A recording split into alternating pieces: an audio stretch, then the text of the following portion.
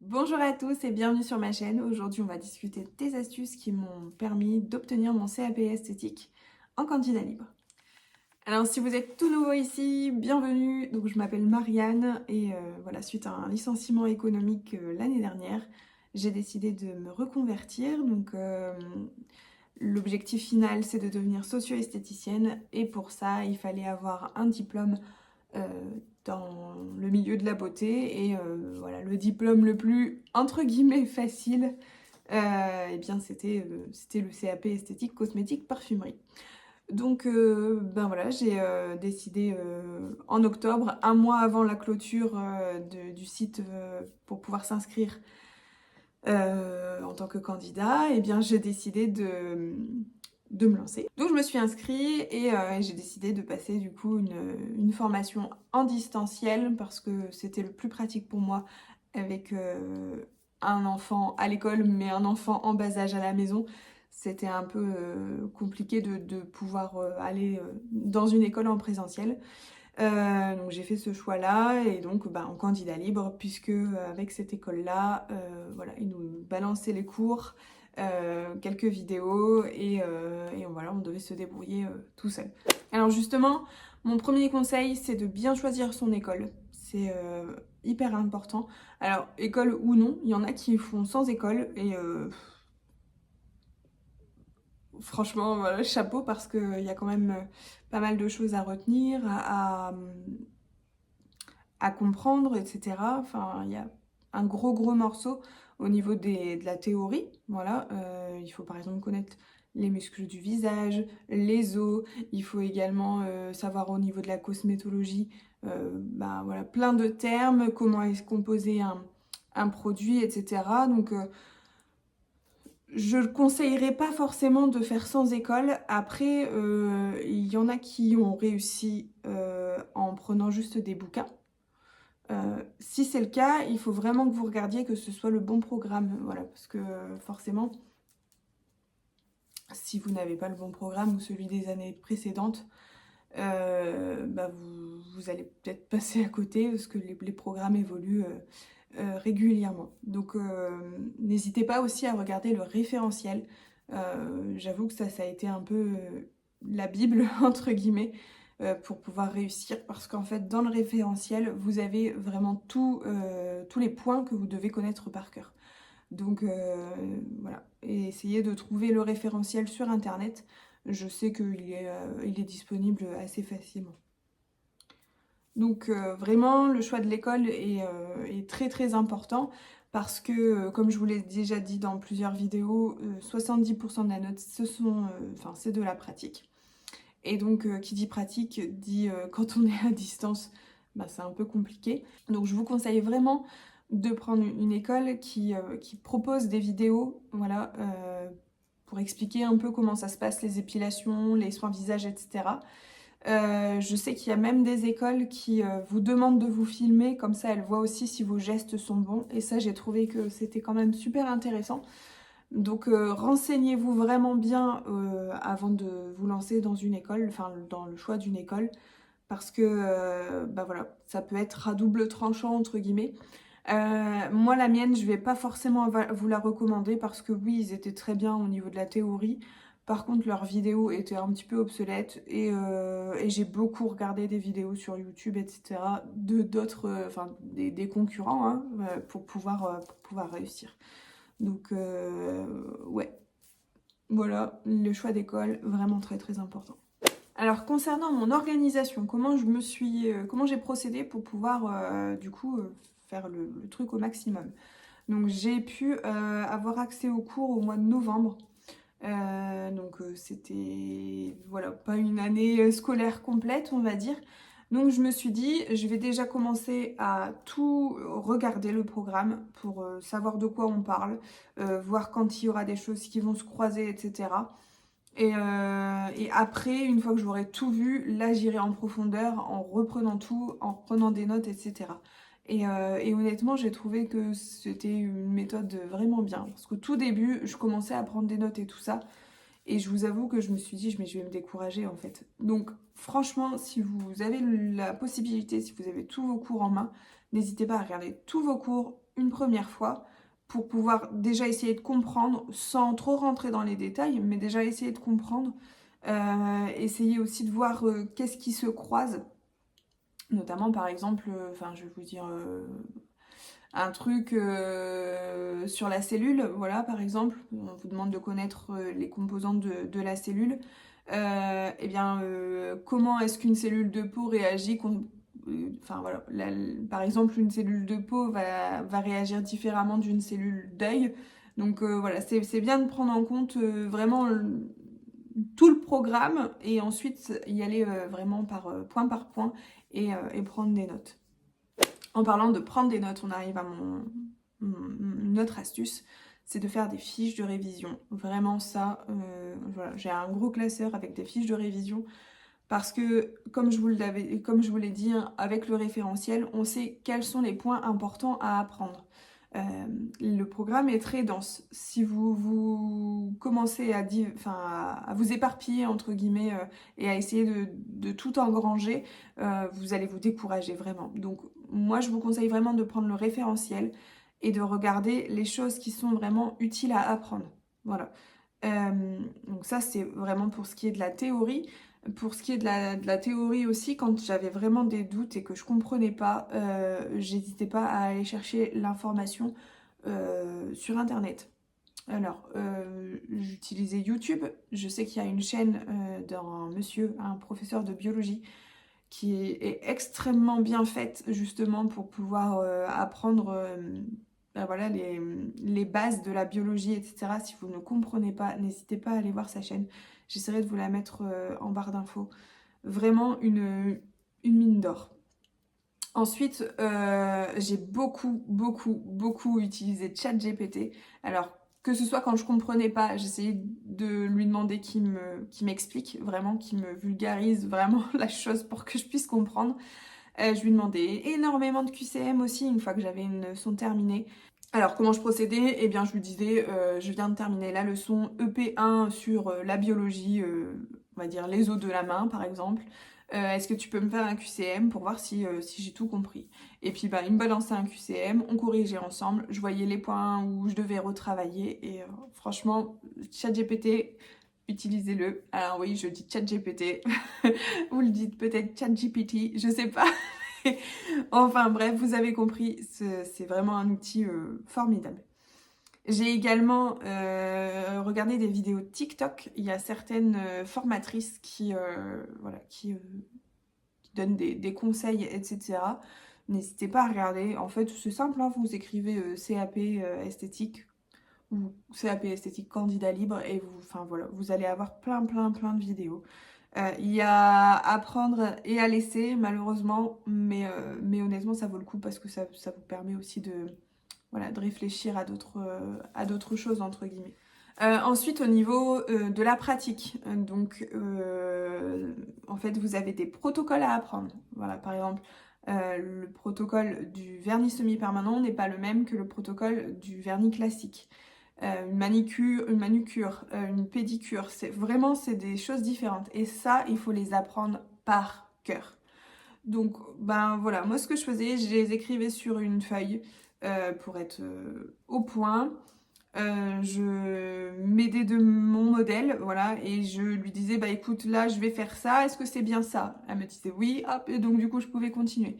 Et ça me permettait vraiment de comprendre la logique du protocole et en même temps, bah voilà, enfin, c'est ça en fait, c'est de la logique. Si vous commencez par exemple un soin visage en mettant une crème hydratante et vous finissez par un gommage, c'est pas logique. Voilà, donc si ça vous intéresse, que je fasse des vidéos un peu plus précises sur les protocoles, n'hésitez pas à me le dire. Je sais qu'on en trouve aussi sur internet sans difficulté. Et donc pourquoi c'est important de les apprendre par cœur, ces protocoles? Parce que, comme je vous l'ai dit, c'est 70% de la note, c'est de la pratique. Et donc forcément, ce serait dommage de perdre des points bêtement, entre guillemets, parce que votre protocole n'est pas bon. Donc c'est quelque chose de facile à mettre en place. Apprenez des protocoles par cœur. Il y en a beaucoup, oui, mais si vous le faites, vous êtes sûr de gagner des points, quoi. Donc n'hésitez vraiment pas à vous pencher sur les protocoles et allez-y, quoi. Alors ma dernière astuce, c'est concernant du coup le matériel, parce que donc il faut pratiquer pour pouvoir réussir, ça c'est indéniable. Si vous êtes très très fort sur la théorie, mais que pour la pratique, voilà, c'est pas bon, vous n'aurez pas votre CAP. Hein, voilà, c'est clair, c'est net. Si vous ne pratiquez pas, ça risque de pas passer.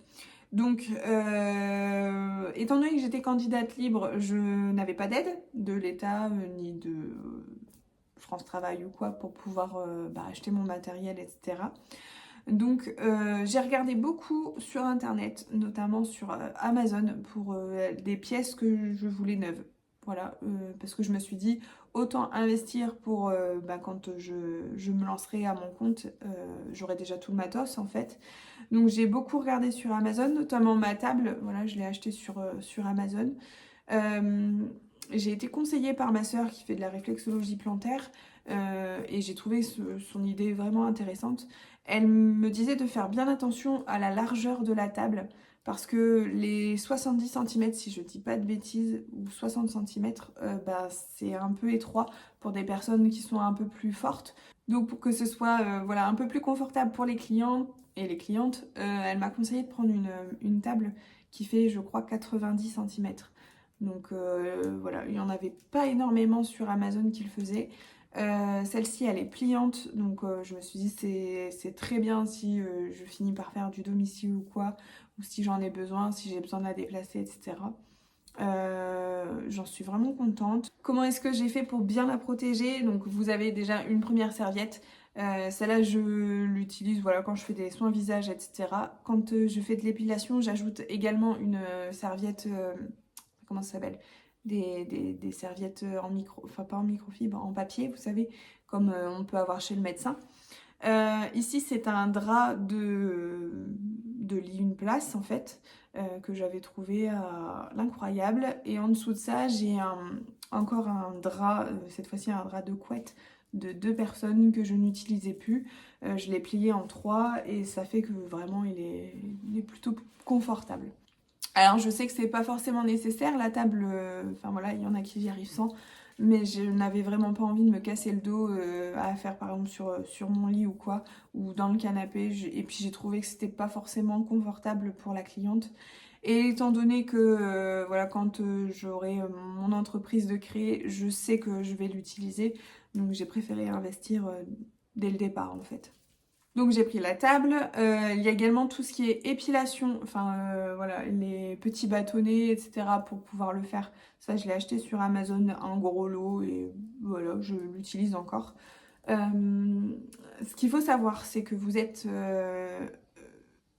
évalué sur l'épilation à la spatule. Donc attention, ne prenez pas vos roll-on, vous perdrez des points. Des roll-on, c'est très bien en institut. Moi, j'en ai acheté aussi ici parce que voilà, maintenant que j'ai le CAP, voilà. Mais entraînez-vous vraiment à la spatule, que ce soit donc pour faire les épilations à la cire sans bande et à la cire avec bande. Ne faites pas cette erreur-là, vraiment, j'insiste. Parce que voilà, j'ai vu une candidate à côté de moi qui avait pris ses roll-on et elle s'est fait rejeter entre guillemets et ils lui ont dit non, non, non, vous utilisez la spatule. Donc voilà. Alors moi j'avais acheté sur Amazon un chauffe-cire et j'ai utilisé 2 contenants, donc un contenant pour la cire sans bande et un contenant pour la cire avec bande. Et puis voilà, je jonglais. Pour les copines qui voulaient se faire épiler l'intégralité, entre guillemets, enfin voilà, les aisselles, le maillot et les jambes, et ben écoutez, je disais ok, on va faire d'abord une partie avec la cire sans bande, et puis ensuite on va prendre un café le temps que la cire avec bande chauffe, et puis voilà, ça se faisait comme ça. Maintenant, c'est vrai que les roll-on, c'est vraiment pratique. On en met une quantité vraiment... Enfin voilà, c'est carrément plus facile. Enfin, moi, je trouve, en tout cas, l'épilation, c'était pas vraiment ma tasse de thé. Mais c'est pour ça, si c'est vraiment pas comme... Enfin, si vous êtes comme moi et que c'est pas votre tasse de thé, il faut pratiquer, pratiquer, pratiquer, pratiquer. Et donc, pratiquer correctement en prenant, du coup, les bons outils. N'hésitez pas à regarder aussi des vidéos sur YouTube qui expliquent le protocole des épilations.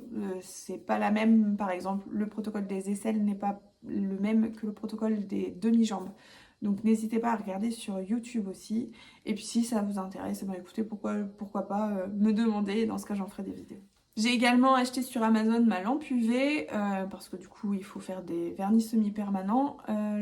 Alors là par contre, je m'étais vraiment renseignée auprès de TikTok sur voilà, des prothésistes ongulaires qui recommandaient des lampes et voilà, comment les choisir correctement.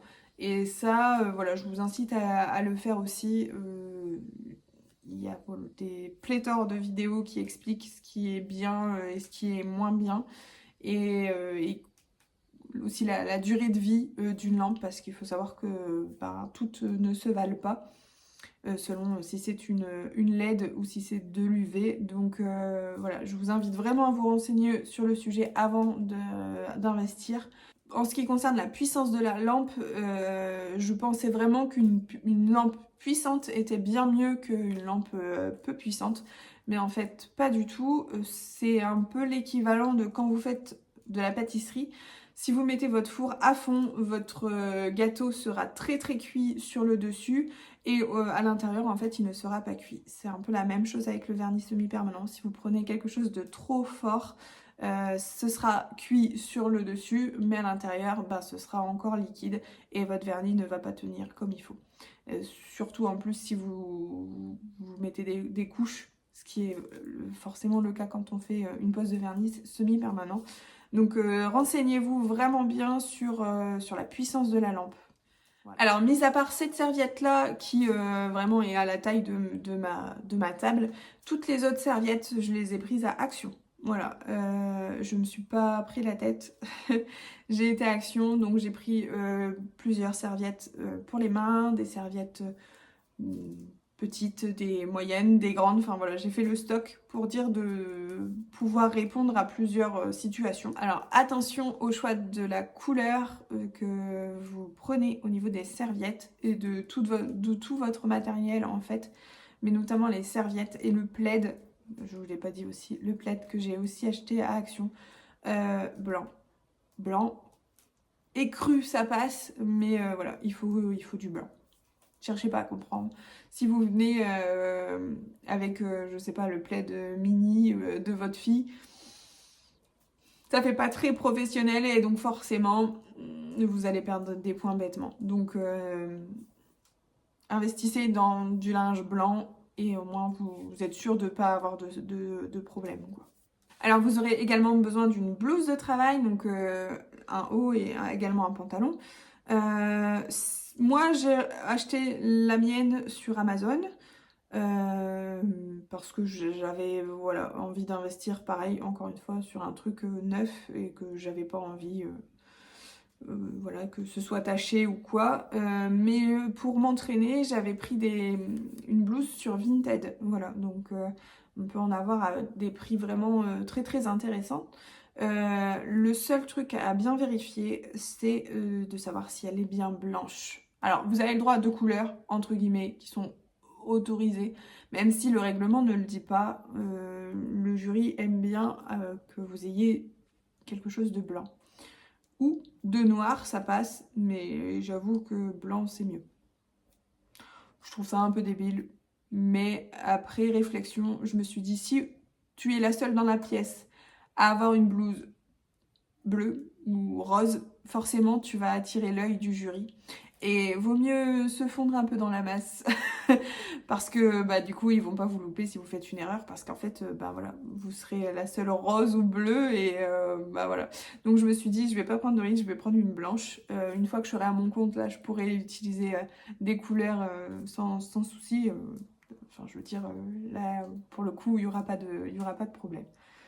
Donc n'hésitez pas à regarder sur Vinted, mais par contre faites vraiment attention, il y en a qui les vendent des vestes blanches, sauf que quand vous les recevez, elles sont un peu roses, parce que ben, elles n'ont pas fait le tri dans leurs couleurs quand elles les ont lavées, et ce qui fait que ben, votre blouse est un peu rose. Donc si c'est le cas, utilisez l'astuce ben, de faire tremper votre veste dans du percarbonate toute une nuit, avec de l'eau très très chaude et de laver avec voilà, une lessive spéciale blanc, etc.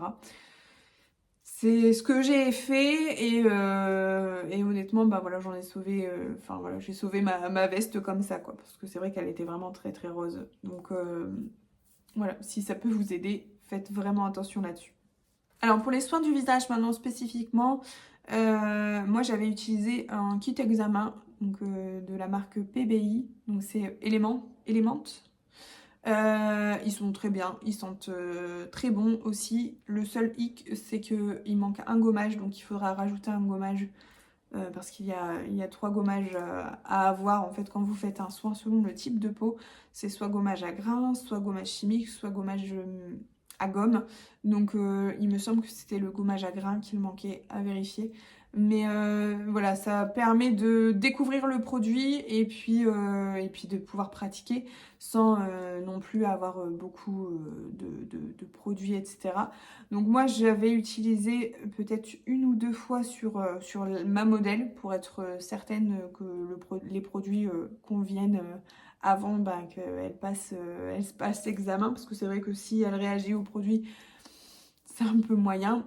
Sinon pour les autres entraînements que je faisais donc avec mes autres copines, j'utilisais vraiment des choses du commerce pour la plupart, par exemple le démaquillant.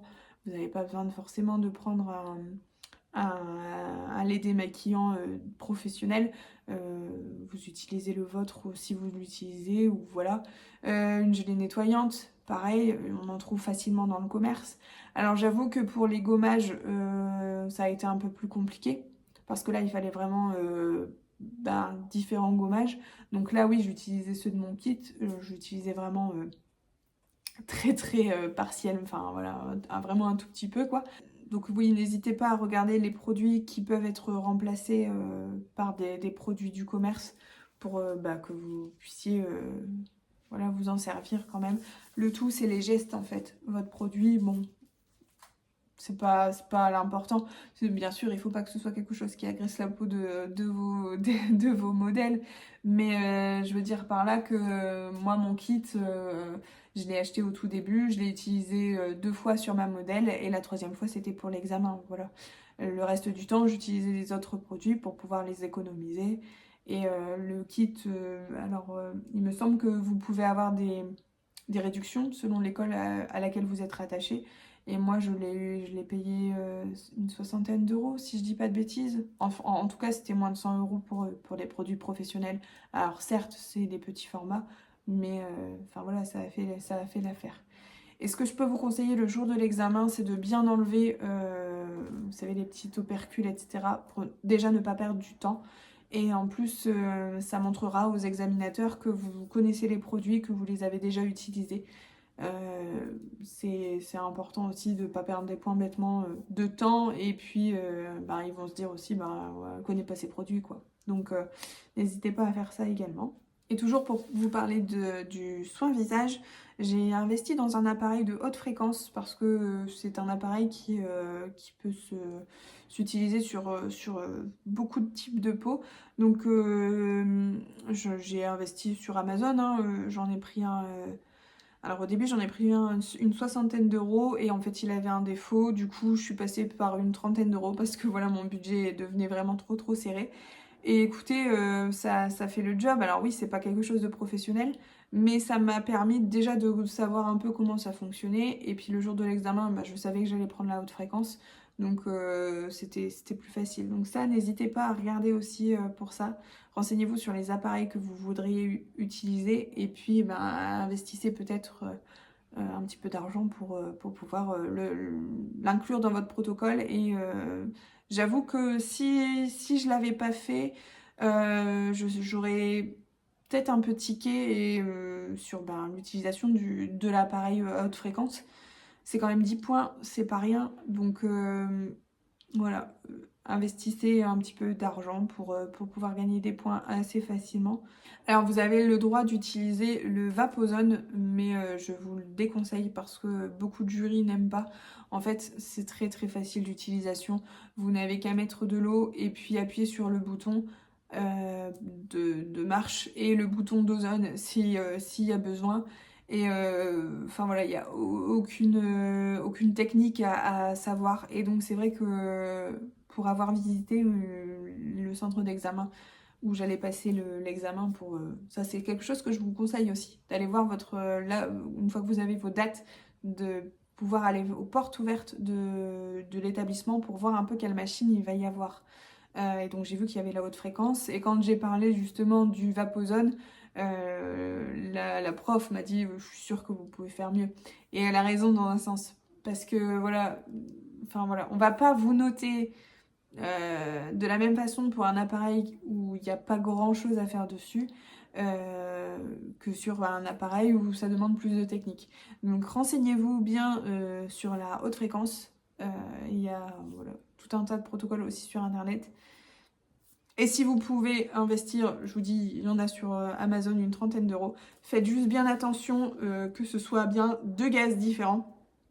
Parce qu'il y a des machines où c'est qu'un seul gaz, sauf que le gaz qu'il y a dans les... J'ai perdu le nom, dis donc. Dans les embouts, c'est pas le mot, mais bon. Le gaz qu'il y a dans les embouts a différentes propriétés. Vous n'allez pas utiliser par exemple un embout avec du mercure sur une peau qui a des voilà qui se sera contre-indiqué entre guillemets. Donc n'hésitez pas à regarder pour en avoir avec du coup ces 2 gaz différents, le mercure et l'argon. Et donc c'est un gaz orange et un gaz bleu ou violet. Vous allez le voir enfin sur les images, c'est écrit. Ouais, ça vous permet aussi du coup de réfléchir au protocole selon le type de peau de vos modèles. Eh bien écoutez, je pense que j'ai fait un peu le tour de la question. Si j'ai oublié des choses, écoutez, je vous referai peut-être une vidéo. N'hésitez pas à me mettre en commentaire si vous avez des questions, des suggestions, des vidéos que vous aimeriez bien voir, peut-être des protocoles. Je ferai avec plaisir. C'est vrai que ça, c'est important de pouvoir être sûr que son protocole tienne la route, parce que si c'est pas le cas, vous perdez des points bêtement. C'est ce que je vous disais, hein. 30 points à peu près pour la note, c'est de la théorie, et le reste des points, c'est de la pratique. Donc ouais, c'est important de bien connaître les protocoles et que les gestes soient le plus fluides possible. Bah écoutez, je vais vous laisser là, on se retrouve dans une prochaine vidéo, et surtout n'hésitez pas. Allez, bon courage pour vos révisions!